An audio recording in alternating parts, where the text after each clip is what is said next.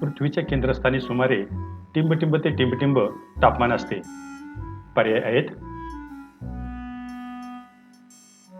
1.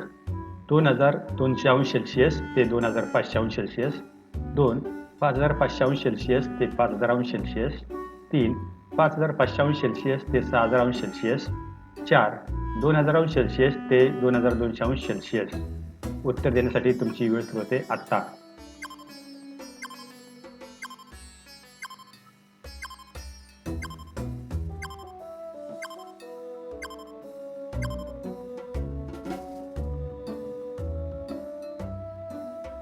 उत्तर आहे: पृथ्वीच्या केंद्रस्थानी सुमारे 5500 ते 6000 एवढे तापमान असते.